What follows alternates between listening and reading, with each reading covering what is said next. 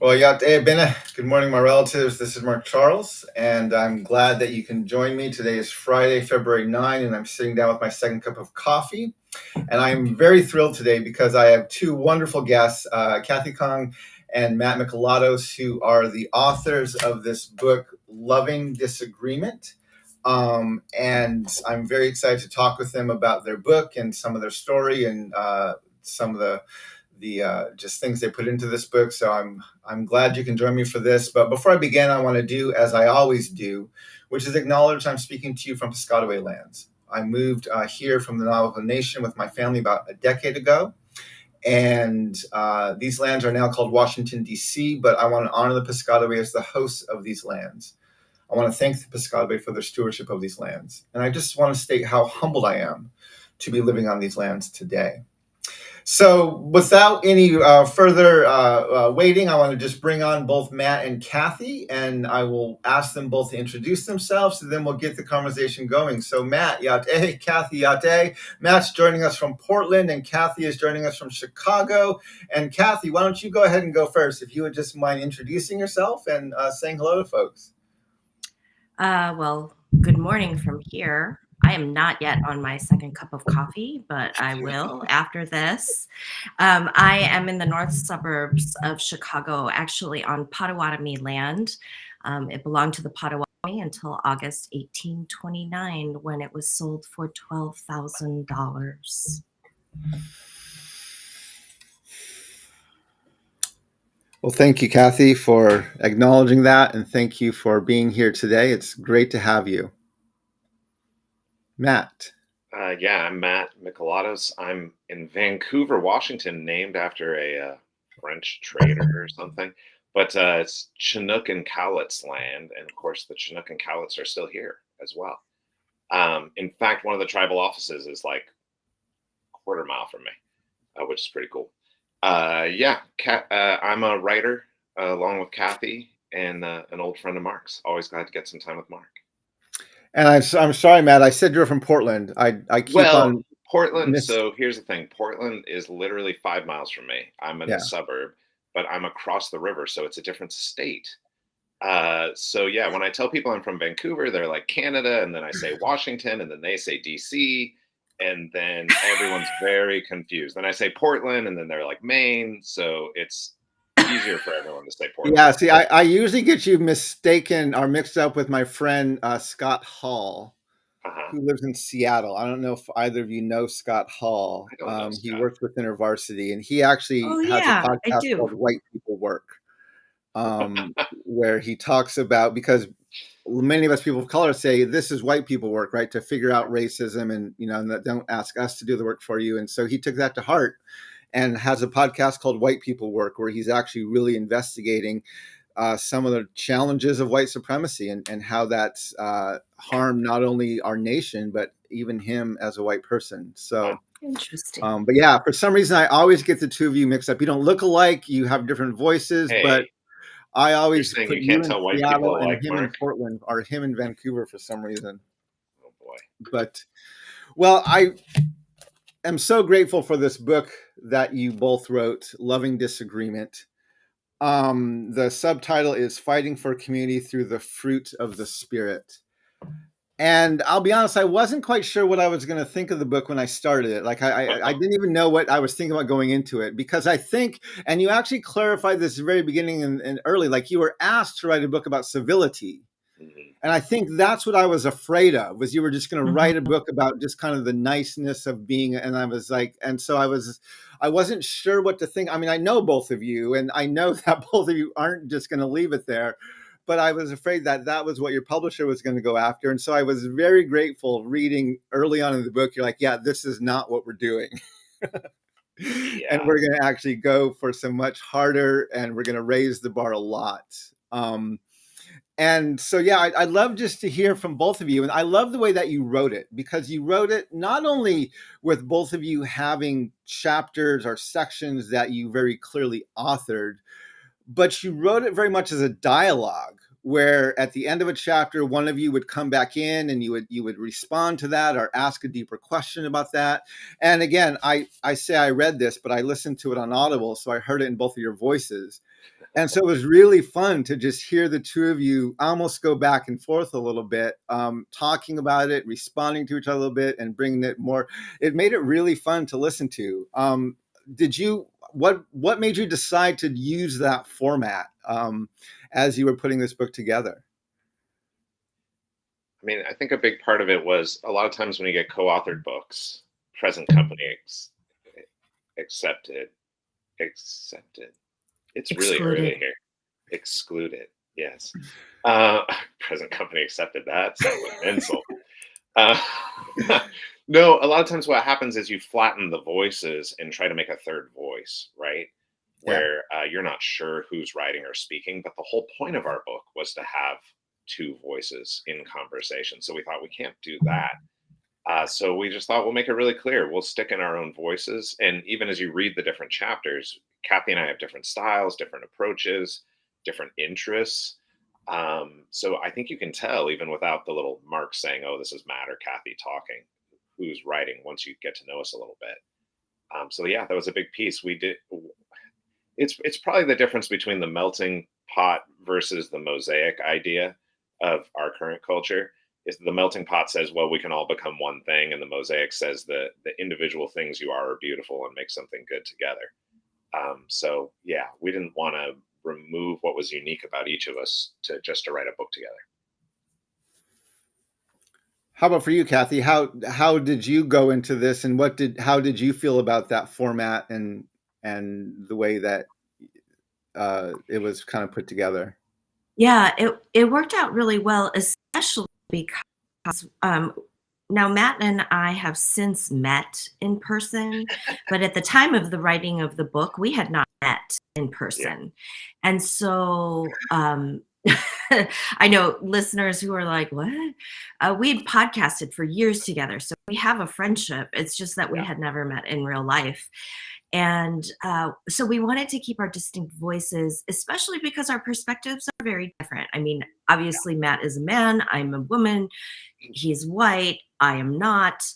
So there was even though we do agree on many things, we come at it from different perspectives. So we wanted that to be clear. And then the dialogue that we have at the end of the chapter really came out organically in that we did want to kind of respond to each other's chapters and the points that each other we were raising in a way that worked both in print and then in the audio. And the best way to do that, we had thought about sidebars or having like little pullouts here and there, but we realized in the end we wanted to model this going back and forth that doesn't always happen anymore and certainly doesn't happen on social media. But how can we ask questions of one another, and how can we engage in a dialogue very much in line with what we're writing about? So how do we model it? Can we do it? And it's not always comfortable. It doesn't always end up where we want it to, for us as well as for our readers. So that, we were really happy with how it turned out.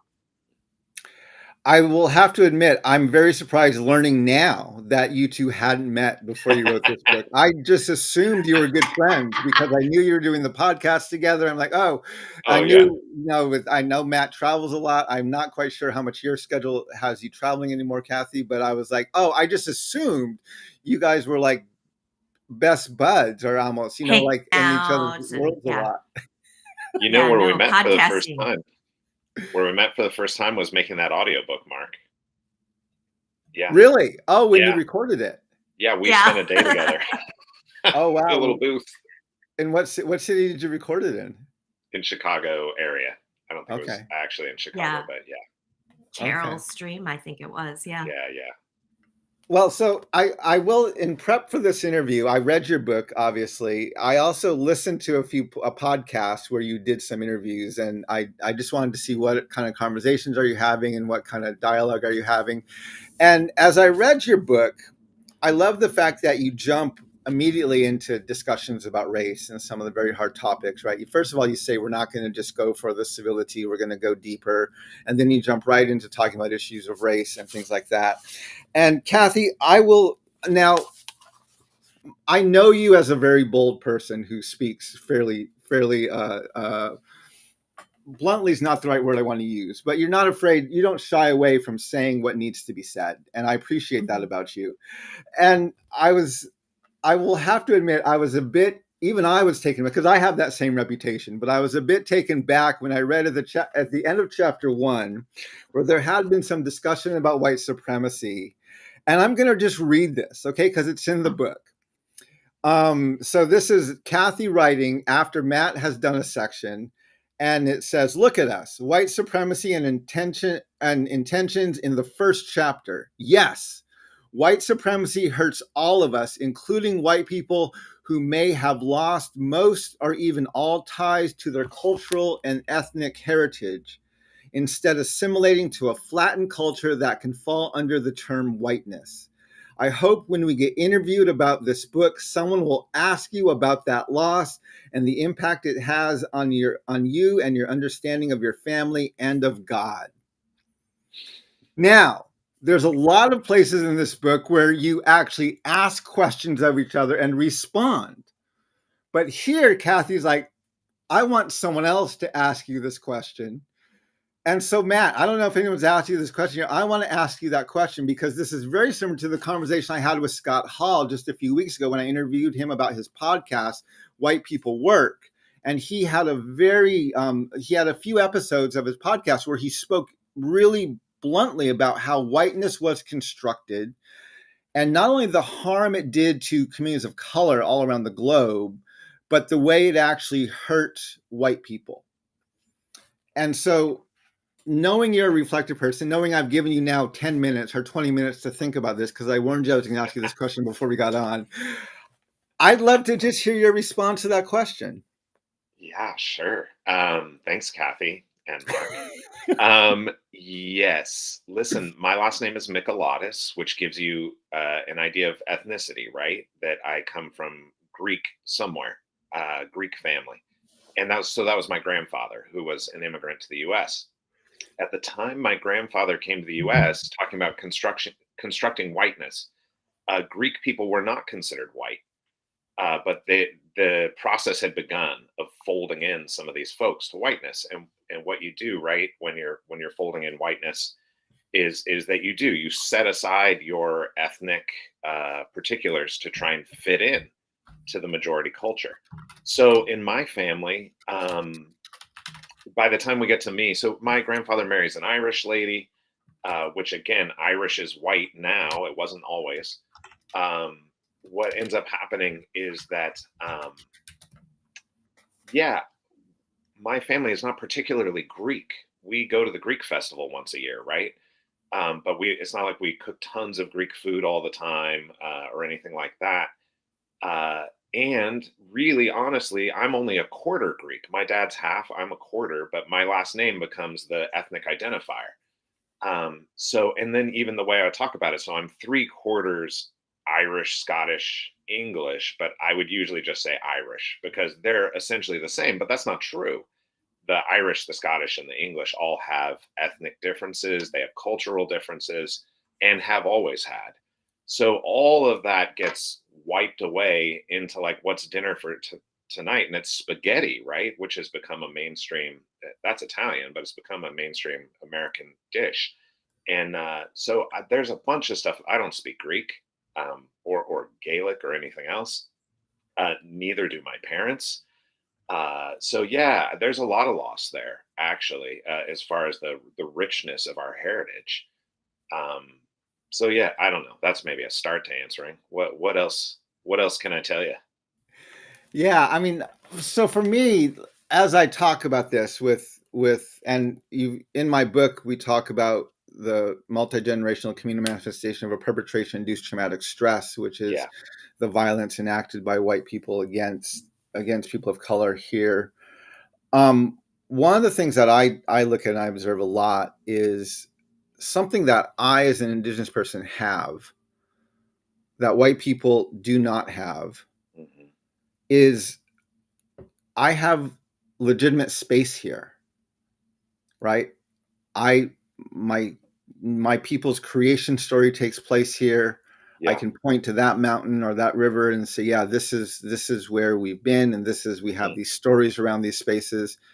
And the challenge I see with whiteness is not only do you not have that, well, first of all, you don't have that back in Europe, right? Because Yeah. you of the wars and the conquerings and everything back and forth back there, but then you came here and you lost all of that. And so this is where I see, like even where there's this desire to have legitimate space here, but the way you get that is through treaty. And Mhm. because every treaty with Native peoples has been broken, right? This is why we go back to it's 2005 in land title cases. The Supreme Court is still using the doctrine of discovery as the legal basis for land titles. And so this is why I think there's this incredible fear with white people around cancel culture. There's this incredible fear around critical race theory, is because it's like, yeah, if we get canceled from here, if we are shown as being illegitimate here, we have no place to go. And there's a deep sense of loss. And was that some of what you were trying to get at, Kathy, in your question? I even would love to get a little more of what you were trying to get at, because as a Native man, when I hear that question, that's what I heard. And I was very like, I wanted to give you a hug or applaud you when you asked that, because I'm like, yeah, I would love to have this discussion out in the public even more. But I would love even to hear, Kathy, some of what you were thinking when Yeah. you posed that question here in the book. Yeah, absolutely. I think there is a sense of uh, loss and a sense of loss that really hasn't been excavated and really reflected on, and what that means, because uh, the road to becoming white already paved, right? So, Matt, as you've talked about how, the Irish and the Greeks were not considered white back when the first waves of immigration happened, they have since. And Yeah. that distinct culture is still, I mean, I live in the Chicago suburbs. There is a very strong Irish presence here in Chicagoland. And we're not too far from a Greek Orthodox church, right? So there are these spaces, but in terms of kind of whiteness, there is, at least from my perspective, I see a loss. And I see that in comparison to, as much as my family as Korean Americans, Korean immigrants have lost and assimilated, there are some things that we have fought to keep, even though we are here in the United States.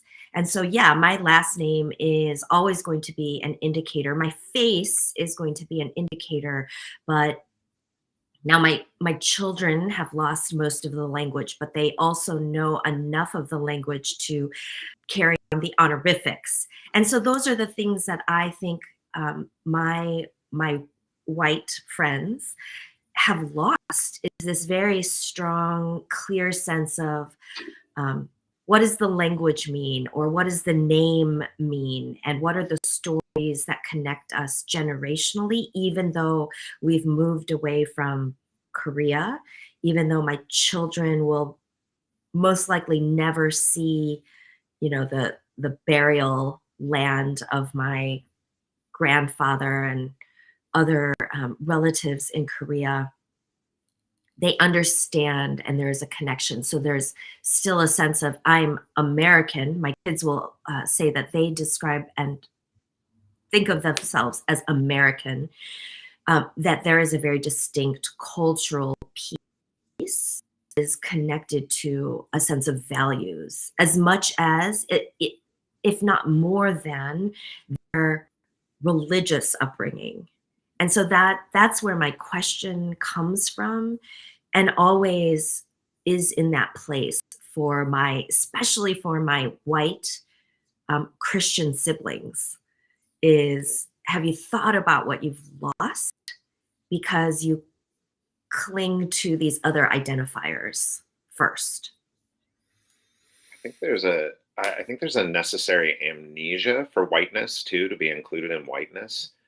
What Mark, you're talking about, like the land, that there are things that remind you about your heritage, your people.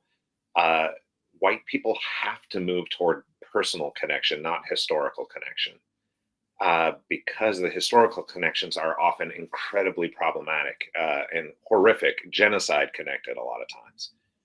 So we'll see things like the way this plays out is people are commenting on Israel and Hamas and Palestine and all these things and the horrific things that are happening without any recognition that the United States, not very long ago, was doing very, very similar things in the Middle East, because we can't acknowledge that, right? Because that's an indictment on whiteness, on us, right? And then it puts us in a place of because whiteness is designed partly to create power, that when we see the abuse of power, then you have to internalize that as part of your person, and nobody wants that. So there's a huge loss there, that you have to delete history, which changes so many things in the way you interact in the world and the possibilities of who you can become. Can you be changed? Like, if you can't acknowledge what happened 3 months ago, 3 years ago.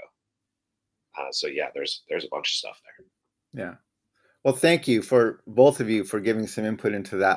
I encourage people to go back and listen to the episode I had just a few weeks ago, the conversation with Scott Hall.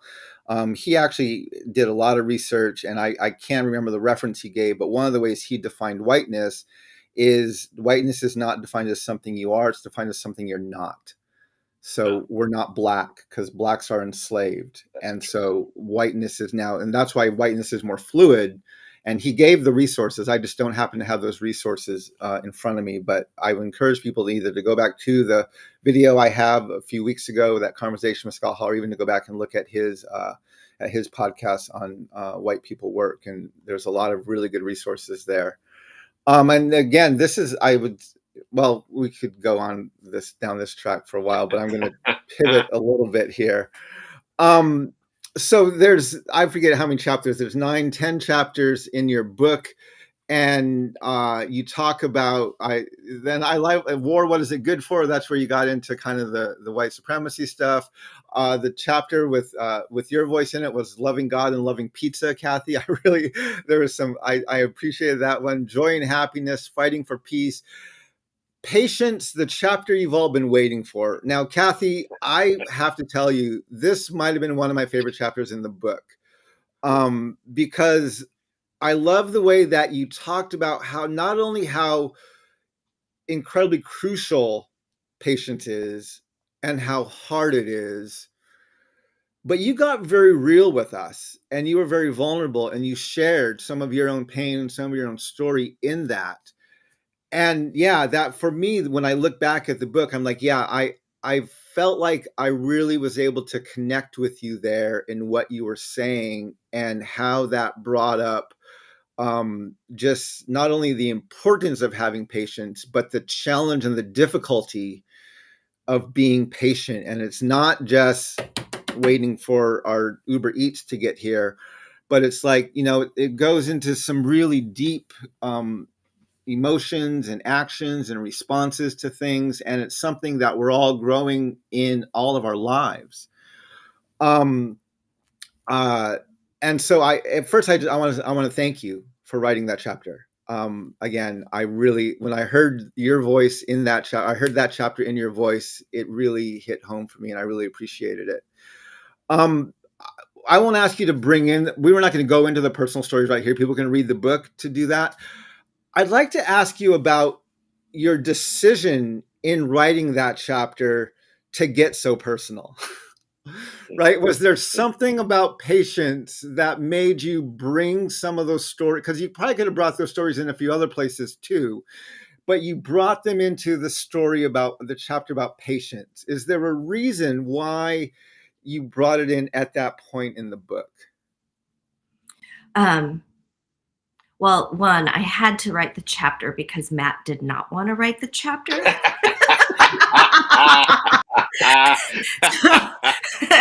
So that's true. In kind of going through the fruit of the spirit, we grabbed the ones that we were really passionate about, but also we kind of deferred to one another and asked, like, this is one I really struggle with. I'm not sure I can write about it. So this was definitely one of those where it was like, okay, I'll do it. And why I chose to go personal was in part where I am in life. So I'm squarely in midlife. I'm in my 50s. And this is a wonderful time where you realize you absolutely know nothing. Um, and you have a lot of learning to do, but you've done a lot of learning.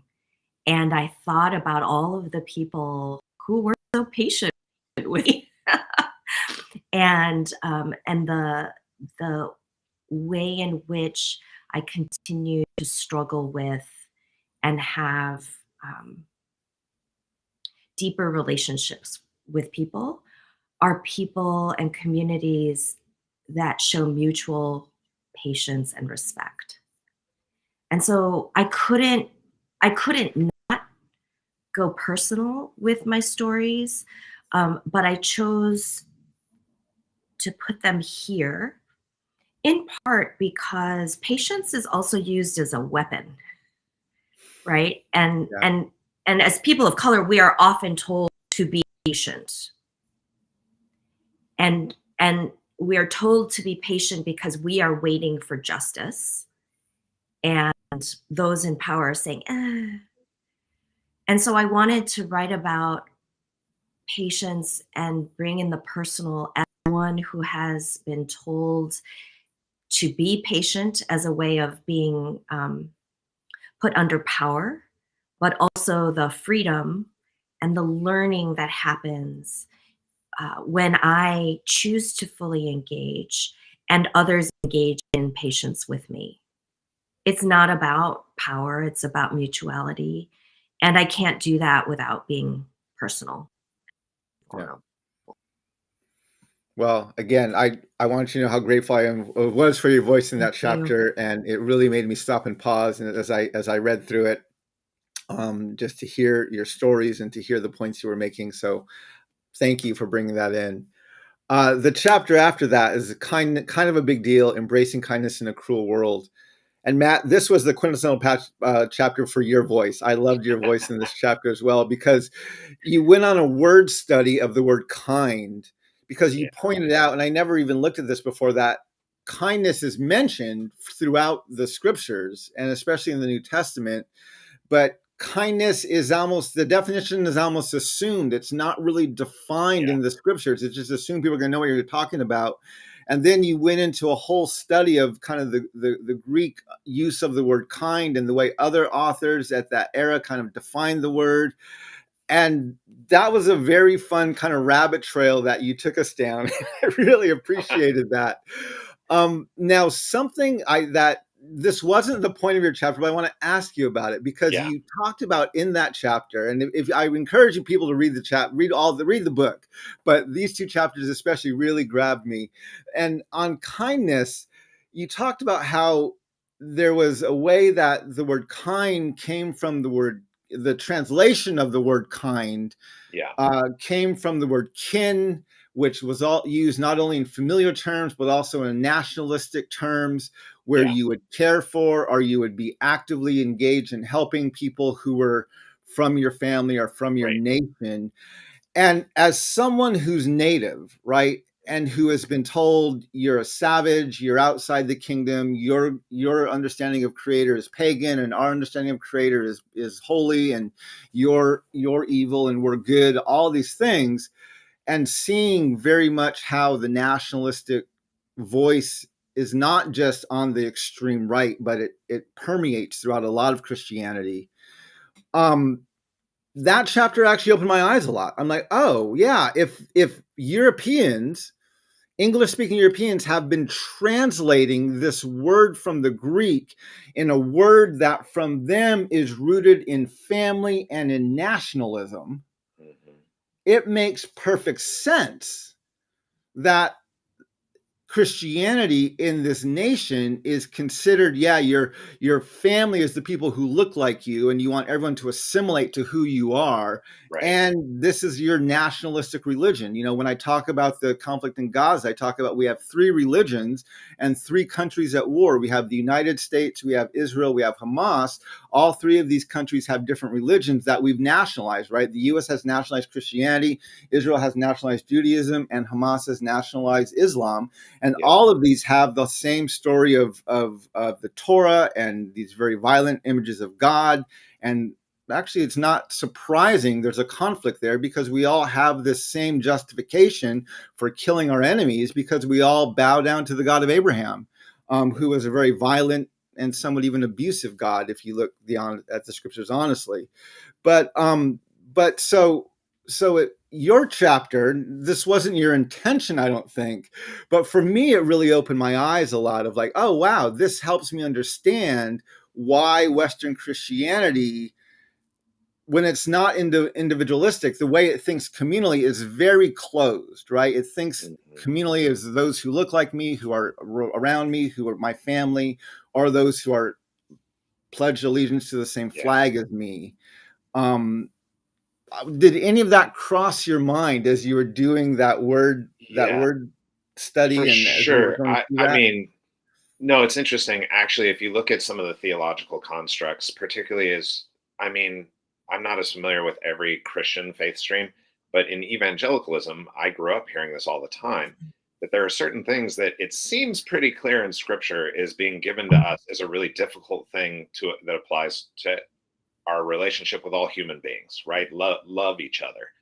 And how it would always get made easier, I guess, is that someone would say, oh, this is talking about the community of faith, that we need to be kind, we need to be loving to people in the community of faith, which allowed us to still have the outsiders be the bad guys that we could fight against politically or other ways.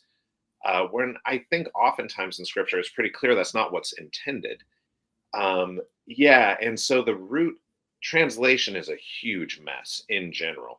But yeah, as you start looking at the root of why the word kindness was chosen, it was scripture kind of flips it on its head. There is this kindness was originally a word in Old English meaning nation, but nation meaning we're of the same kind, right? Kin. You and I are kin. We're family. And you do things for your kin that you wouldn't do for someone else. So like what I say in the book is when you're driving down the street and you see someone with a tire that's flat, you may or may not stop. But if it's your sister, you probably will, right? Yeah. That's the idea of kin, of kindness. But what scripture keeps pushing us toward is you should be treating human beings as your kin, right? That we're all kin. But that has not just gotten lost. It's been purposefully disguised, I think, at different times. So yeah, of course, this nationalistic, self-centered version of Christianity is in opposition, I think, to what Christ was moving us toward. But it's also incredibly common, and it's pretty easy to flip that switch to get people. It's not hard when you tell people, "Hey, you're special, and no one else is as special as you." And what you think and feel is the best right thing. That's the same way whiteness works. It's just it's been baptized, right? When we make it about faith. Yeah.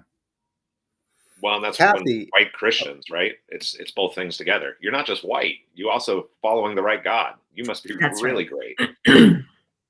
Kathy, I'm curious your reaction to that as a Korean American woman. And even some of the stuff I brought up about kindness, but your thoughts on just that word study that Matt did in that chapter and how you would respond to it as a Korean American woman. Yeah, I love the nerdiness of the word study as well, um, and and how the idea of kin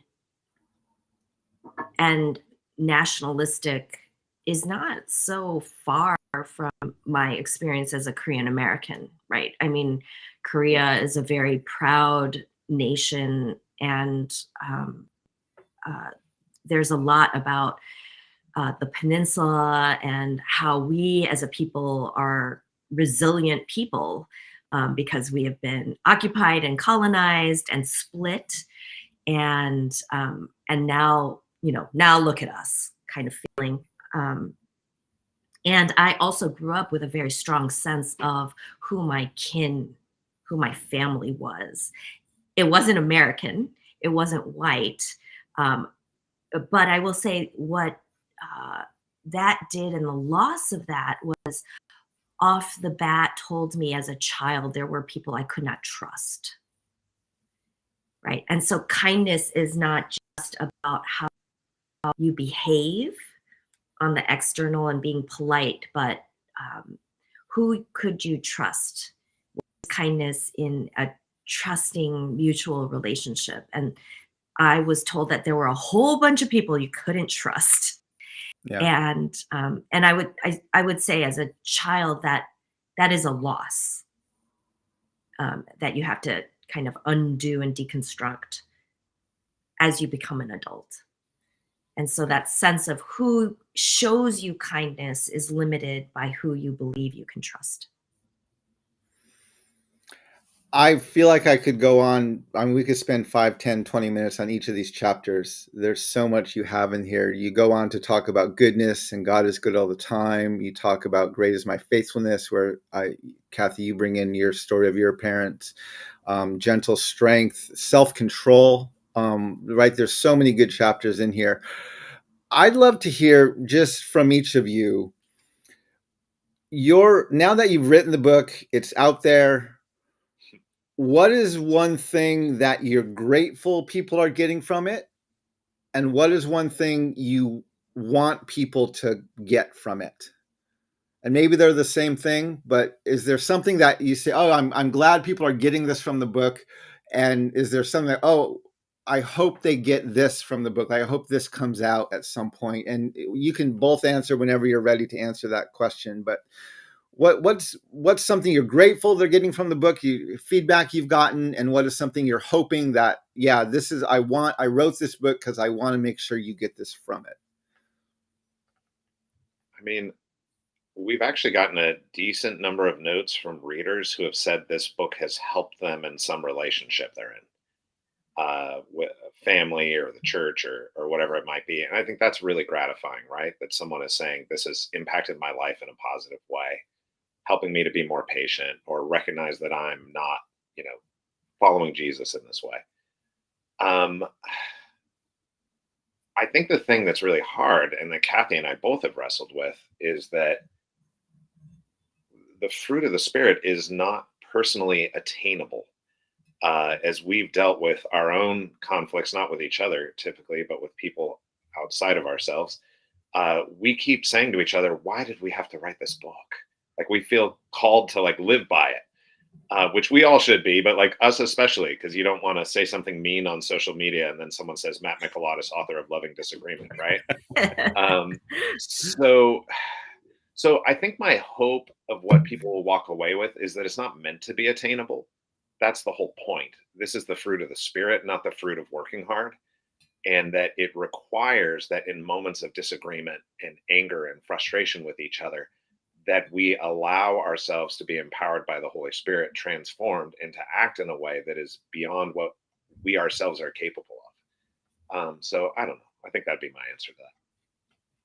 Great. How about for you, Kathy? Yeah, I think the answer is the same to both of your questions. I've been grateful to hear from readers who have finished the book and have said, not this is something for somebody else, but it's something that I'm going to have to really think about how I live the fruit of the Spirit, which is really part of the point of the book, right? It isn't just how do I change somebody else's behavior or point out somebody else's behavior and how bad it is, but that the fruit of the work of the Spirit is happening in our lives as well. And so we were hoping that this was going to kickstart some transformation for people in their own hearts to reflect on how they have approached disagreement, how they see people, whom they disagree with. And that was something that, Matt and I really talked about in the shaping of the book, and while we waited for the book to be released, was this is an ongoing work. It's an ongoing work in us, and it's an ongoing work in the church. And how can this be something helpful for all of us to stop and think, are we allowing the Spirit to work in us, as opposed to you should do better? So I'm glad, I'm glad people are reading it and they're wrestling with first, I'm not so loving. I am not so kind. Even though I still believe that I am right and you are wrong, that the first reaction is really a self-reflection. So I'm hoping that continues, and really grateful that has been the response so far. Well, I want to thank you both for writing this book, and thank you for taking time on this podcast to join me for a second cup of coffee to talk about it. I just put a link into the chat where people can buy copies of Loving Disagreement, and I agree with both of you. It's not a how-to book. It's not a step-by-step. It's going to shift your paradigm to rethink about the values you have as you go into disagreeable places or disagreements with people. And so read the book with the mindset of, I'm going to have my paradigm shifted, instead of I'm going to get a step-by-step instruction about how to do this, and to even maybe come out with more questions than you're going to have answers to. It's going to start a lot of really good discussion and dialogue, I hope. So I encourage everyone, if you're able to, get a copy of Loving Disagreements. It's actually fun to listen to it on Audible because both Matt and Kathy read it, and so you hear it in their voice and even some of the dialogue going on. We're going to jump now over to my Patreon, and on my Patreon, on the Ask Questions tier, we're going to do a Q&A there, and it's a chance for people to kind of go a little bit deeper and ask some questions of Matt and Kathy about their book. I know Matt has a bit of a time constraint, so we're going to jump on there fairly quickly. If you've subscribed to my Patreon, you already have a Zoom link. If you just want to subscribe now, you'll look at the top of the links once you do subscribe to the Ask Questions tier, and there will be a Zoom link there where you can join the Q&A. I want to thank both of you for joining me for this cup of coffee. I want to thank everyone who's been a part of this conversation and just listening to the dialogue. And I can't have my relatives. Any last words, Matt or Kathy, you want to say as we head out here? Nope. We'll see you at the Zoom call. All right. Well, walk in beauty, my relatives, and may we all learn how to walk in beauty together. So, and hakon.